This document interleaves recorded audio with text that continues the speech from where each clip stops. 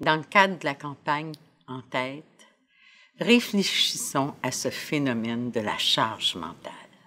La charge mentale, c'est ce poids que vous portez sans trop vous en rendre compte.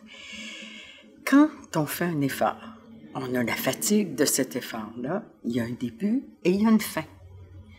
Dans la charge mentale, il n'y a pas de fin. Ce sont les choses qui vous habitent, qui vous pèsent, sans trop que vous vous en rendiez compte. Vous êtes en train de travailler sur un dossier, mais vous pensez à l'autre dossier qui s'en vient. Vous pensez que vous n'avez pas assez fait dedans. Vous pensez que vous devriez être à la maison ce soir, mais vous n'y êtes pas parce qu'il va falloir que vous travailliez.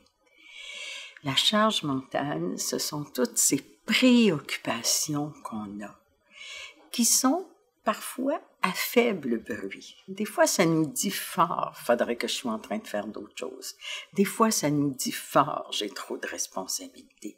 Mais parfois, on sent le poids sans même en prendre conscience. Quand on a des responsabilités, il faut avoir le pouvoir qui va avec. Si quelqu'un vous donne trop de responsabilités et vous donne pas suffisamment de moyens pour remplir ces responsabilités-là, ça va se transférer en charge mentale. Si, par exemple, vous avez des préoccupations, disons par rapport à l'argent, vous pensez constamment, je vais-tu arriver? Je vais-tu en faire assez? Est-ce que j'en dépense trop? Est-ce que j'investis aux bonnes places? Quand est-ce que je vais pouvoir prendre ma retraite? Est-ce que je vais pouvoir subvenir aux besoins des miens? Si ces questions-là vous préoccupent régulièrement, c'est une charge mentale. Qu'est-ce qu'on peut faire? On peut passer à l'action. Et pour ça, il faut d'abord prendre un temps de réflexion. Se dire, mais qu'est-ce qui me pèse lourd? L'argent, c'est un bel exemple. Quand on devient un professionnel comme un avocat, on a le sentiment qu'on devrait vivre un certain niveau de vie, on a le sentiment que les autres s'attendent à ce qu'on ait tel rythme de vie, telle possession, telle liberté. Puis des fois, l'image, le modèle, puis la réalité sont différents. Mais s'asseoir et faire face à ses finances, faire face à la réalité, s'en occuper plutôt que de s'en préoccuper. C'est la même chose pour votre santé. Vous avez des préoccupations par rapport à votre santé. Qu'est-ce que vous pourriez faire pour vous en occuper? Premièrement, rentrer dans la réalité, prendre connaissance de la réalité et passer à l'action. Il y a certaines exigences qu'on a envers soi-même qui nous pèsent lourd parce qu'elles sont impossibles à réaliser.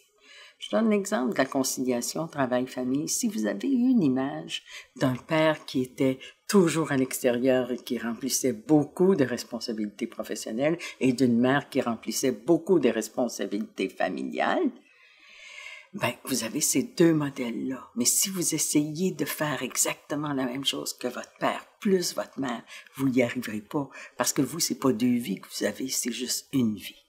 Donc, remettre en question les modèles. Est-ce que c'est réaliste?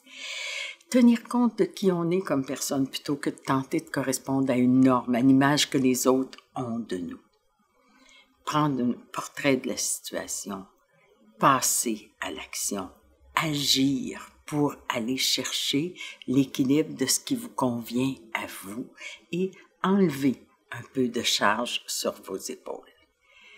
Quand vous déléguez, que ce soit au travail, que ce soit dans d'autres sphères de votre vie, essayez de déléguer des responsabilités et non pas seulement des tâches. Si vous déléguez une tâche, vous gardez la charge mentale de continuer à voir est-ce que ça va bien. Essayez de trouver du monde en qui vous avez assez confiance. Ils seront peut-être pas aussi parfaits que vous, mais ça va être une charge de moins sur vos épaules.